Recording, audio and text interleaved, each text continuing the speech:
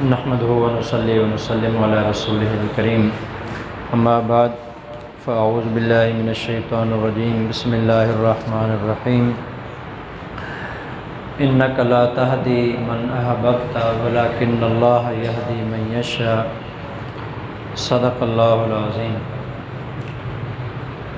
آج کے سبق میں ایک انتہائی مختصر ترین اور اہم ترین دعا ہے جو انشاءاللہ العزیز ہم سیکھیں گے۔ موجودہ دور کے حساب سے اس دعا کا سمجھنا اور یاد کرنا، اس کا پڑھنا اور رب سے مانگنا بہت زیادہ ضروری ہے۔ اس میں رسول اکرم صلی اللہ علیہ وسلم نے 3 چیزوں کی دعا مانگی ہے، اور وہ تینوں چیزیں اس قدر اہم اور ضروری ہیں کہ اگر ان میں سے ایک چیز بھی انسان کی زندگی سے ہٹا دی جائے نا تو یوں سمجھیں کہ انسان کی زندگی رہتی نہیں، اس انسان کی زندگی سے اس کی موت پھر بہتر ہو جاتی ہے۔ اس قدر اہم ترین چیزیں ہیں جو رسول اللہ صلی اللہ علیہ وسلم نے اس دعا کے اندر امت کو مانگنے کا حکم دیا ہے جی۔ چنانچہ آج ہم اسی دعا ہی کے متعلق بات کریں گے جی۔ اللہم انی اسألک، آگے 3 چیزیں ہیں جی جو حضور نے مانگی ہیں، ان میں سے پہلی چیز جی اللہم اسألک الہدی، اے میرے پروردگار، اے میرے اللہ، میں تجھ سے ہدایت چاہتا ہوں۔ میں نہیں جانتا، آپ بہتر جانتے ہیں اپنے بارے میں، ہدایت کو ہم کتنی اہمیت دیتے ہیں، ہماری نظر کے اندر اس کی کتنی اہمیت ہے۔ دنیا کا مال اور دولت ایک طرف ہو اور ایک طرف ہدایت ہو، ہم ان دونوں میں سے کسی کو ترجیح دینی پڑے تو کس کو ترجیح دیں گے؟ الحمدللہ آج بھی تقریباً مسلمانوں کا نظریہ یہی ہے، ساری کائنات ایک طرف ہو جائے اور دوسری طرف ایمان ہو جائے، ساری کائنات کو چھوڑ کر مسلمان پھر بھی لے گا تو ایمان کو لے گا۔ ایمان اس قدر اہم چیز ہے اور وہ ہدایت ہے، اس لیے یہ ہدایت کی دعا اس دور میں مانگنا اور زیادہ ضروری ہے۔ شاید آپ کو وہ حدیث زبانی یاد ہو گئی ہوگی، اتنی دفعہ میں نے دہرائی ہے جی بار بار، جو ترمذی شریف کا اکثر میں حوالہ آپ کو دیتا رہتا ہوں کہ حضور نے فرمایا کہ ان بین یدی الساعۃ فتنا کقطع اللیل المظلم، قیامت سے پہلے کالی رات کی طرح اندھیرے آئیں گے اور اس میں اتنی طاقت ہوگی، یصبح الرجل مؤمنا ویمسی کافرا، ایک بندہ صبح کے وقت مسلمان ہوگا اور جب شام ہوگی تو وہ بندہ کافر ہو چکا ہوگا۔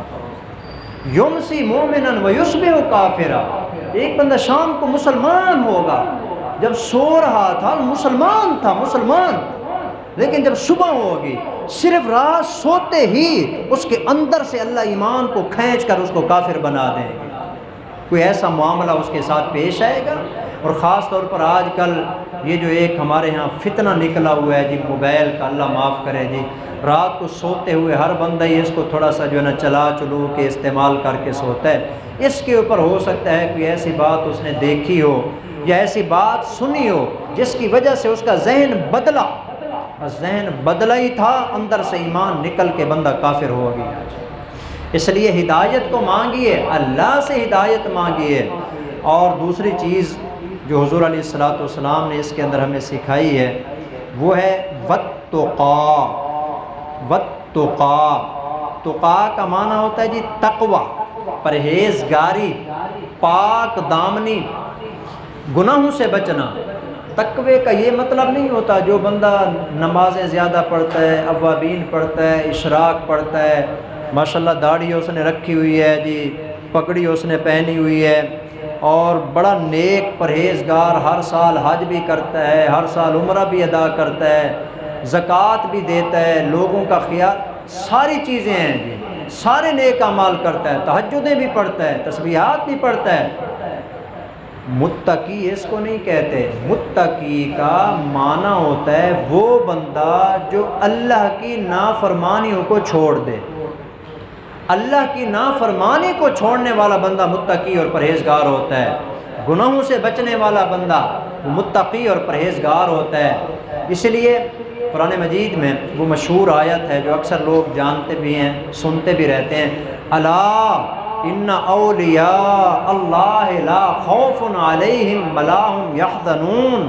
سنو، اللہ کے جو ولی ہیں نا ان پر کوئی خوف بھی نہیں ہوگا اور دن قیامت کے وہ غمگین بھی نہیں ہوں گے۔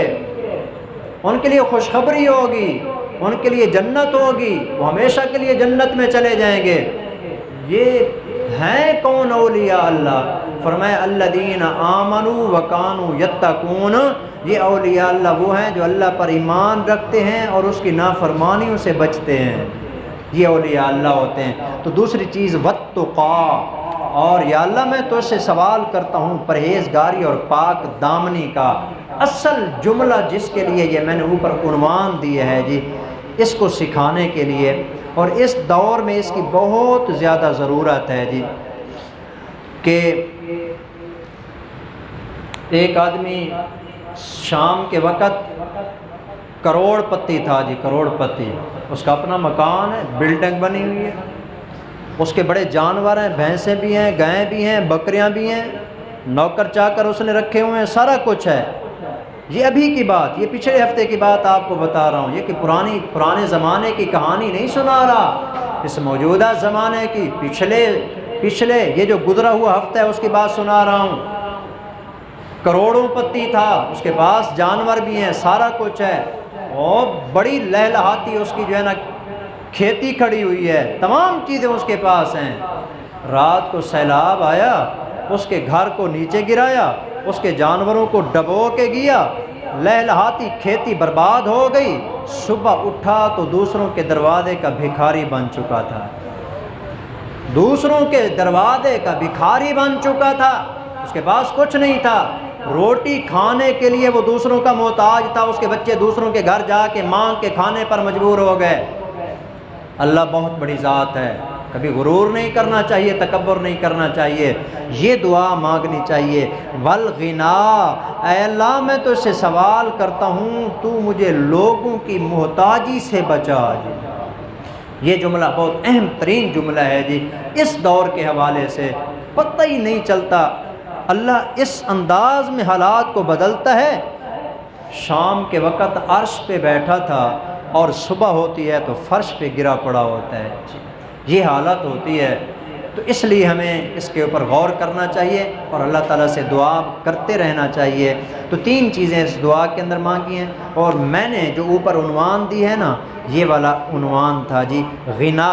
غنا عربی زبان کے اندر کہتے ہیں تمام لوگوں کی محتاجی سے بچ کے بندہ صرف اپنے رب کا محتاج ہو جائے، اور دعا کریں کہ اللہ ہمیں صرف اپنی ذات کا محتاج بنا کے رکھے گئے۔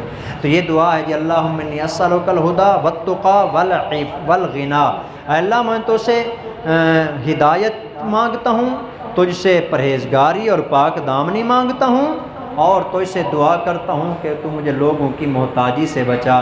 پڑھیں گے اس کو تمام ساتھی، اللہم انی اسألک الہدی والتقی والغنا۔